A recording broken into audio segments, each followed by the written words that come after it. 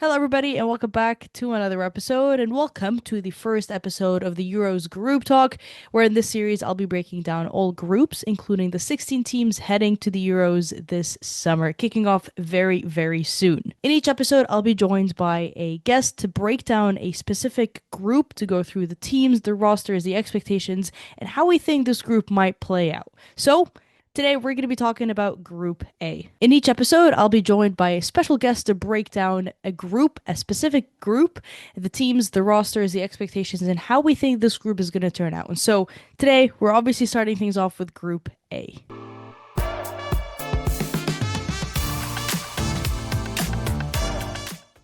Well, joining me to break down Group A, which has the hosts, it's going to start off the competition. It's going to have a lot of eyes from the home fans, including Switzerland, Norway, Iceland, and Finland, is none other than Liberty Simons, joining me once again on the pod, returning. I think last time we spoke about Sweden, perhaps, or some sort of team in the Scandinavian area. Or actually, I think it was Champions League preview, was it? Yeah, yeah, Champions League that sounds about preview right. that has some Swedish teams. So we're sticking with that Scandinavian genre and theme with this episode. Liberty, how are you doing today? I'm very good, thank you. How are you? Good. How are you feeling for Group A when you look at it from a glance? Um, of all the groups, I think this potentially is the most up in the air. I don't really, I'm not 100% where I'm like, these are the two groups that'll go through, and these are going to be, the wins and stuff. I think this is probably the most unpredictable group of all of them, which I think makes it the most exciting. And it's going to be, yeah, probably the one to watch purely because I do think any of these teams can take points from each other. Um, yeah, I think it's going to be really fun. I agree. I don't think it's as clear cut as it seems on paper, and we'll talk about performances and to why that is. But I think it's going to come down to a lot of points being dropped, sort of draws being shared here and there. And I think it's only fair we start with Switzerland, obviously qualifying for the Euros as the hosts. And the roster isn't out yet as we're talking today, and this is gonna be released the day of the start of a scavenger hunt.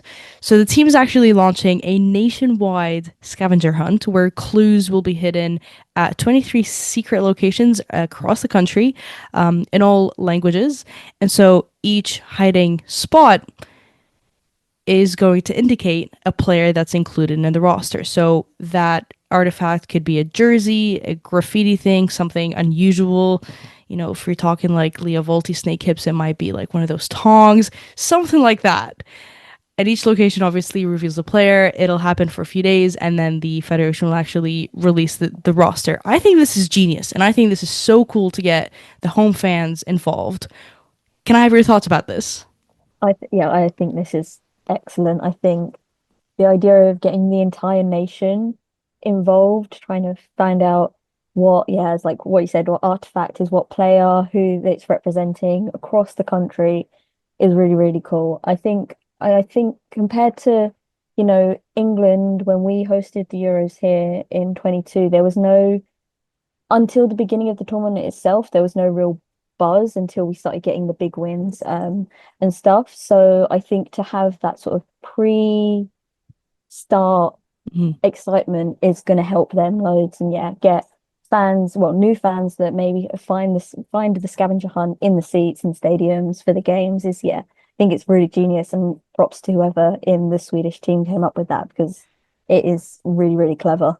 Yeah, I think it's creative, it's interactive, and I think it gets that buzz talking around. And once we see some of the clues be revealed on social media, that within itself is going to get people talking about the players, the let's go hunt for a clue on Friday night sort of thing, out with the friends. So let's talk about the team. Obviously, it's not out, but we have some predictions around some of the players. When you look at the last 12 months and the games that Switzerland have had. It's been quite rocky. It's been a bag of mixed results and not very encouraging results, but there's been some star players and I think some quiet names that have had a good campaign prepping for the Euros. Who would you say are some of the players that are probably definitely going to make it and ones that you'd say, let's keep an eye on them? Because everybody wants to do really well at the Euros and there's going to be that extra motivation of doing it on home soil. Um, I was not going to say this person first because it's like going to come across as quite biased, but I'm going to say it because I think it is she like 200% will be on the roster. But the first one is going to be Smilla Velato. She will by the time the Euros comes around, she'll have played her last game for Hammarby in the Damallsvenskan, and she'll be moving to Germany to Wolfsburg, which is really excellent move for somebody so young. But yeah, she's been absolutely killing it this season in the Damallsvenskan for Hammarby. Lifted a trophy in the Svenska Cupen, so the Swedish Cup. And yeah, she's really solidified herself in this Swedish side since she made her debut just after the World Cup. Ironically, wasn't allowed to compete in the World Cup, even though Switzerland wanted her to. Switzerland wanted her to because Yeah.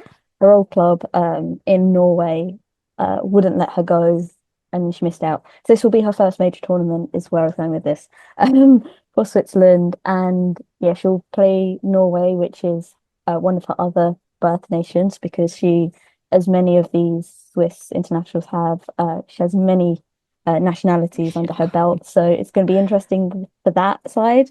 But yeah, I think she's had a really good first half of the campaign for Hammarby, has now got her move to Germany, which is going to be really good for her. So I think she's definitely a player to watch.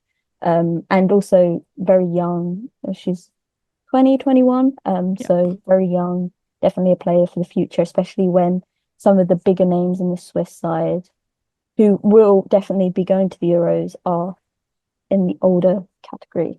Yeah. Yeah.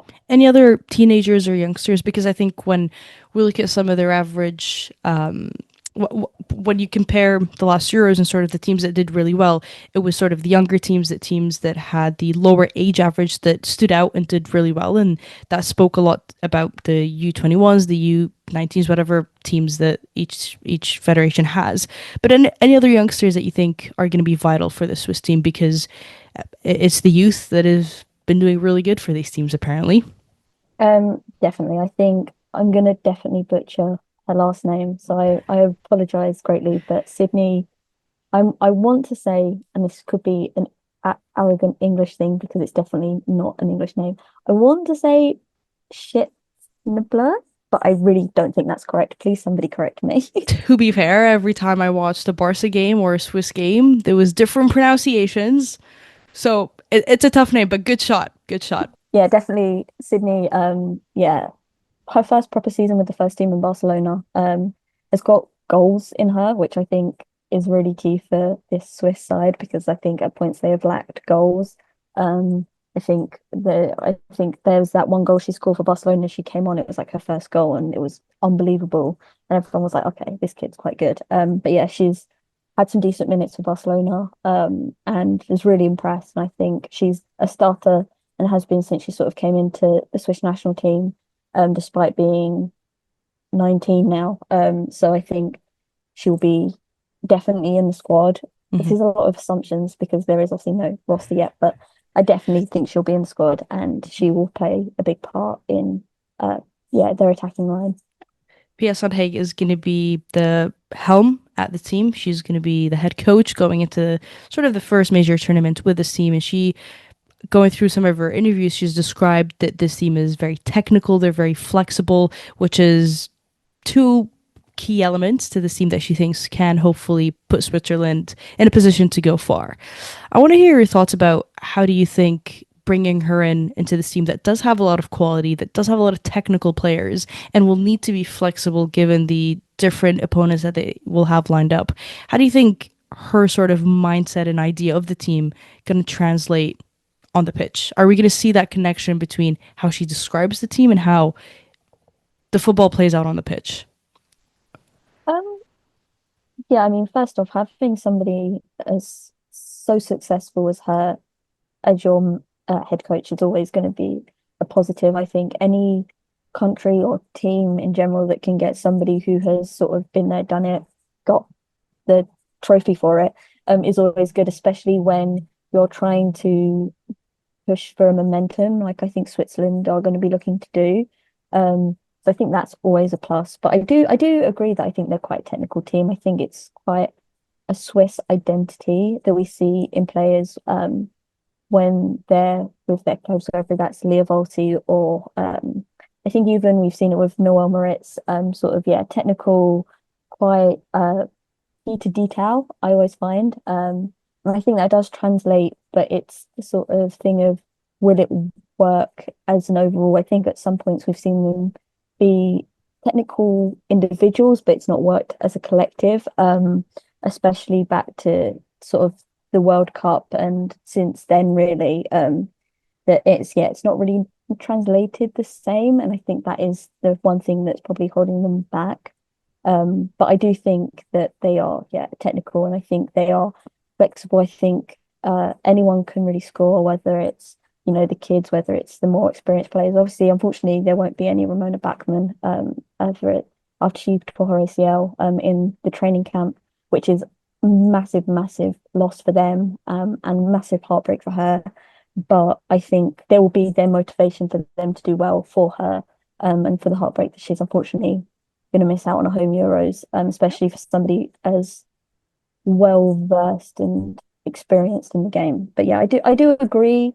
I just hope it translates Yeah. to the pitch in the Yeah. way that she's seeing it. Yeah, Roberta Backman, a huge, huge miss out. And like, I think it's just disappointing. We get to see these pre-camp ACL injuries every time. We saw it last year with Lena Oberdorf. I mean, it comes so close to the actual kickoff that you've got to think that the coaches are then, having to change some of what they had already planned out. But you talk about individual talent, it doesn't translate collectively, and a team that does this, unfortunately, too well is Norway. Long time underachievers in modern history, must mention. But I mean, when you look at paper, we've got the roster already out, the squad is already out. You look at that squad, it's just star after star, really good players. All players play top football, high clubs. They're week in and week out for Champions League. I mean, it's a really, really talented squad. That there's not really much of a weakness across. Is it finally time for Norway to actually go far in a major tournament? Oh, yeah, probably. I think the what would happen if they get out of the groups will probably be favourable to them than other groups. So I think that would probably be a bonus for them because I think that is a struggle that countries have when yeah, you've got through the group stage, but suddenly you've got Spain in the next round. It's like, oh, okay. But yeah, I think this is probably if I was Gemma Granger or a Norwegian international and I got this group, I think happy days. Like, thank you for not giving us England again or something like that. Because I do think that the last Euros and probably the World Cup was completely uh the complete opposite of what they would have wanted. I mean, Mm-hmm. that England loss was just unbelievable. The Yeah, New Zealand loss in the World Cup. opening game of the World Cup also would have been a complete shock. And I think this is the time where they can really crack on and try and build some confidence in a group. Because I do think at points that if you start a tournament well, you can carry that confidence with you if you get to the knockout stages. And I think they are a team that feels like they need that. Agreed. I think sort of what we're seeing with this team is they always have a bit of a shock performance in the start and they're never really able to recover from it. And so, being grouped with a team that is relatively forgiving, you're not grouped by for comparing to last Euro, sort of like the big England, the Spain, the Sweden, the X, Y, and Z, they can sort of hope to not have that shock performance at the start.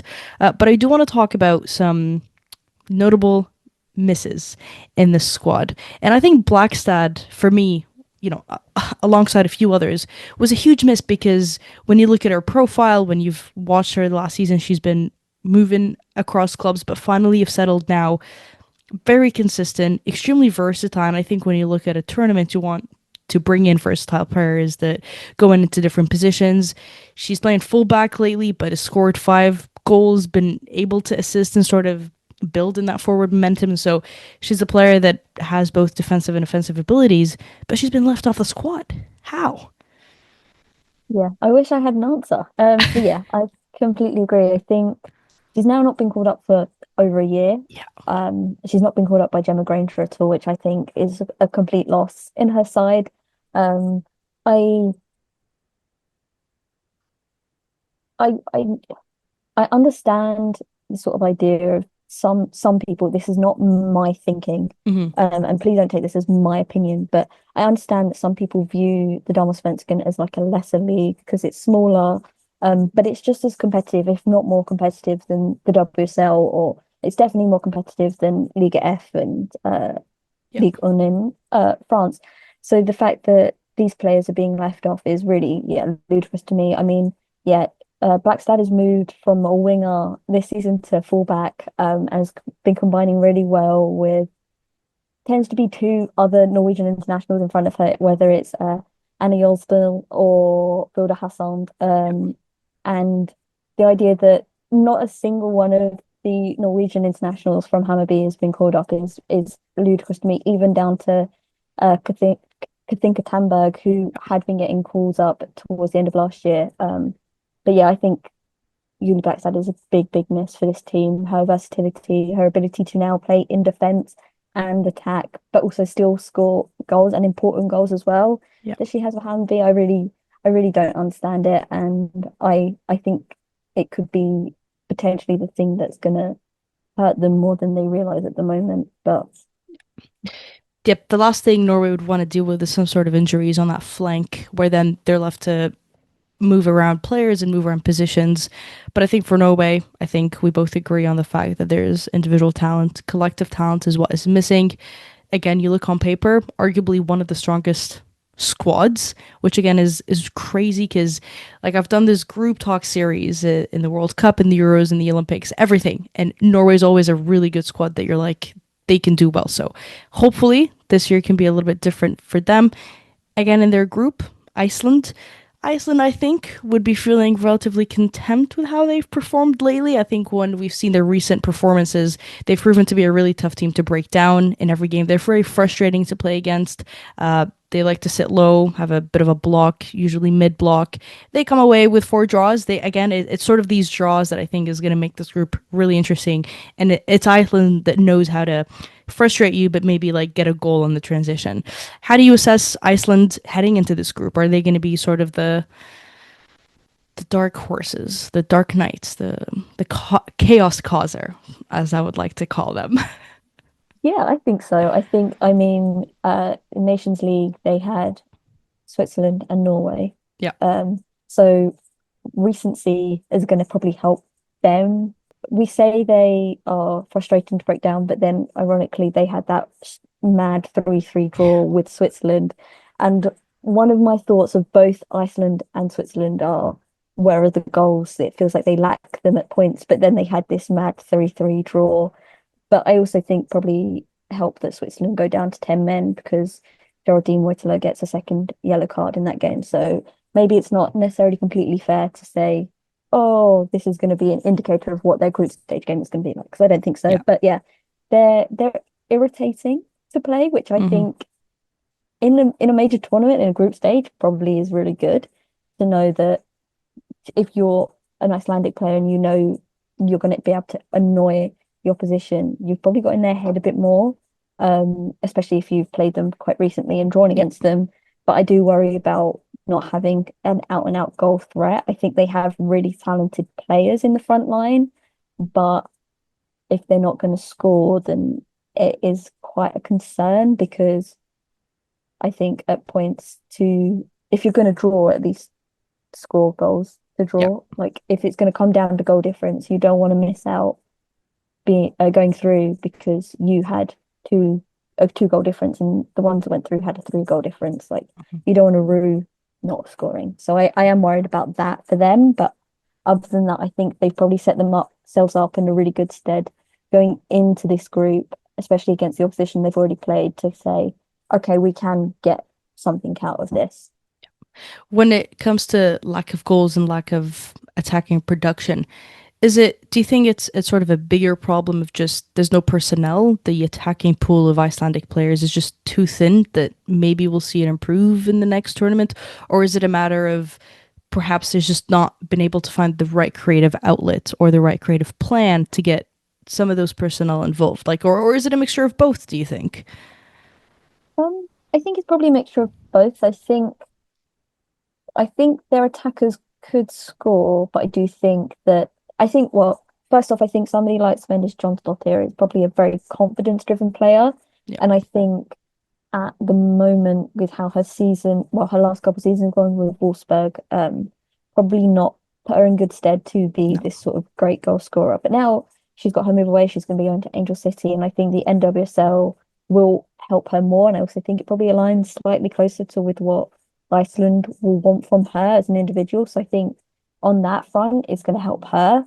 But I do think if you don't really have confidence in your goal scoring ability as an attacker, it probably doesn't help when you're then kind of thrown into a different system for the national team. Yeah. But that being said, I do think potentially maybe, the idea of a big tournament and wanting to score goals maybe unlocks it in them. And maybe it's a thing of Nations League isn't necessarily taken as seriously, especially by a team like Iceland that don't expect to go through to the quarterfinals, semi-finals and such. Hmm. But maybe they're going to surprise us and she's going to be a top goal scorer. I don't know. I mean, I like predictions like that, and you're right. I think the lack of minutes she's had last season has definitely hurt her. Hopefully, now with her move, obviously she's gonna be working alongside Alex Strauss. So interesting to see that an opposition's head coach previously, who definitely always planned to defend a player like her, can now give her some of these confidence points. So I'd hope they're getting on phone calls before starting things off. But I think Iceland always bring in anyway the energy in the stands. They have that great clap thing they do at the end of the game. So with Iceland, I think you're always going to get some sort of an entertaining, and like it's a very small country. So for them to have a presence in a competition like this is fantastic. But talking about another country and also who have brought in the energy is Finland, who for those who haven't watched, I would recommend going and watching their squad announcement video. It's a narration based video, but it's narrated by an iconic name in Finland.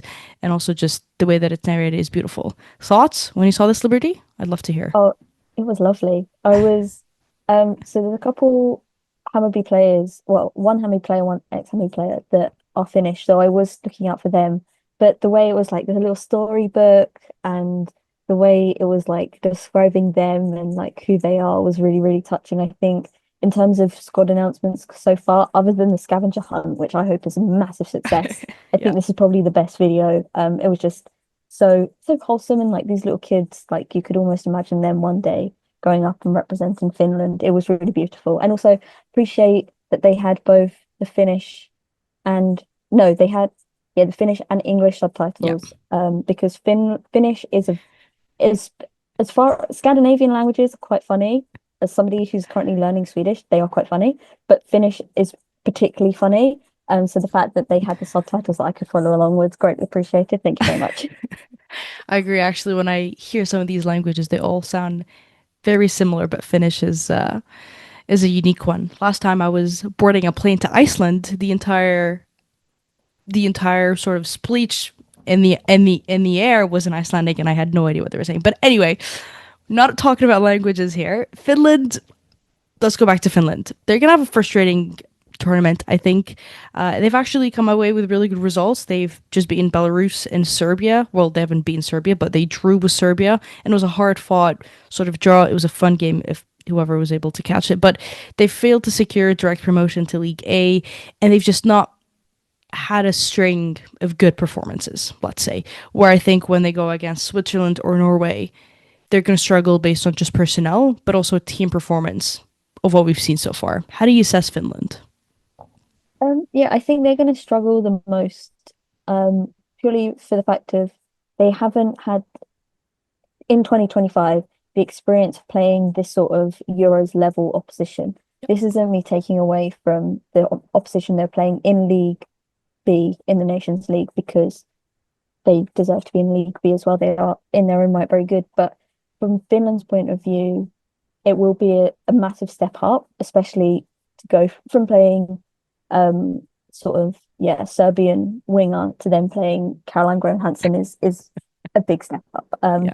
So I think they will struggle with that, but I also think they probably played all those Nations League games with that in mind. They probably know that there is going to be a big step up in this group. and they're probably prepared for that. But I do think, yeah, it will be a struggle for them more, especially when, as you said, they probably haven't had the string of results they would have wanted, especially when you compare it to another League B side, Poland, who definitely had the string of results they would have wanted. They won Yep. all but one of their games in the Nations League, only drew one.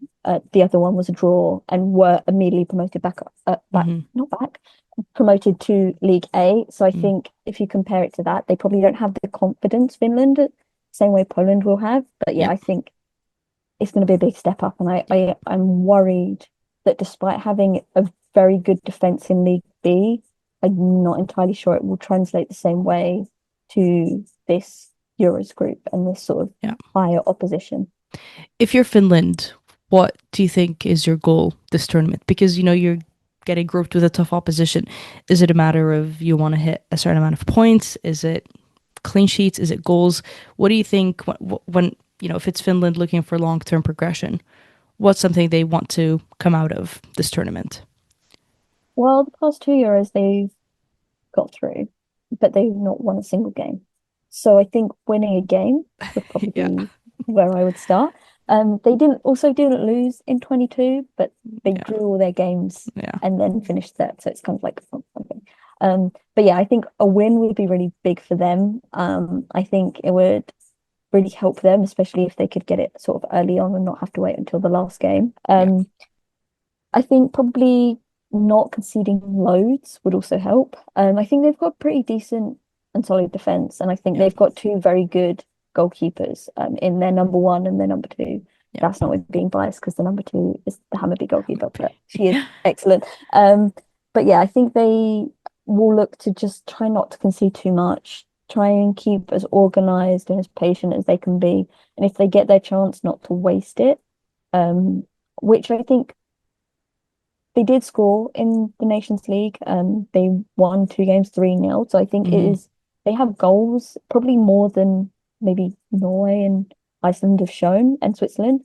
Yeah. But it is that going to be that step up that's probably going to will it translate the same way? And I think yeah, Yeah. they'll try not to concede too much and hopefully actually win a game.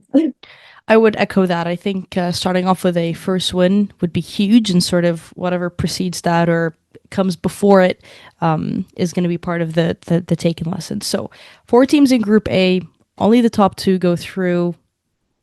I mean, you can rank them if you feel like it, but who are the two that you think are going to be able to move on? Um, I've gone with Norway topping the group, Hmm.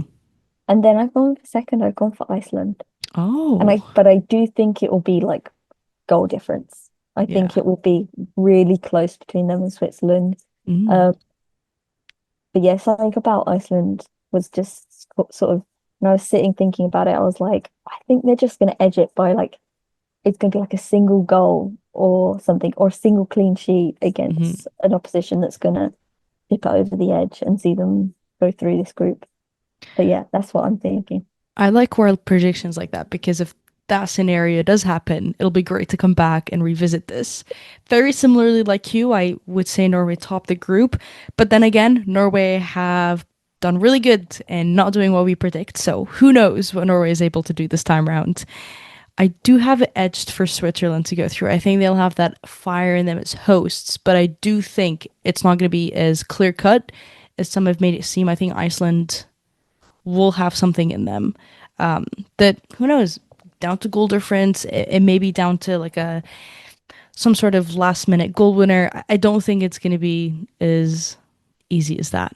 Liberty, I know you're going to be covering plenty of the Euros, a lot of what's going to be happening in and around it. Where can people follow your stuff? What would they expect to read? Give us a great rundown here. Um, Everything is just my name, just Liberty Simons. It's quite easy to find. Probably a lot of um Swedish stuff, Polish stuff, and pop Polish. So I'm quite buzzing for them to be in their first major tournament. Probably some English stuff because I'm also English. But yeah, probably a lot of youngsters. I think if people know me at all, they know that I've always got my eye out on for youngsters coming Mm-hmm. through. Lots of probably praise for like Ellen van and Hmm. stuff. But yeah, a lot of everything. I really do anything. I talk about anyone. But if anyone catches my eye, I'm there ready to talk about it. So bit of everything, bit of everyone. Yeah, and everything's just under my name. We love it. Straight and direct under her name. I'll leave all of Liberty's stuff down in the description. X, Blue Sky, all of it. Liberty, thanks for joining me today. And I hope for a chaotic Group A. And who knows, maybe Iceland can be the shock team to go through. So we'll come back and revisit this conversation. Sounds good.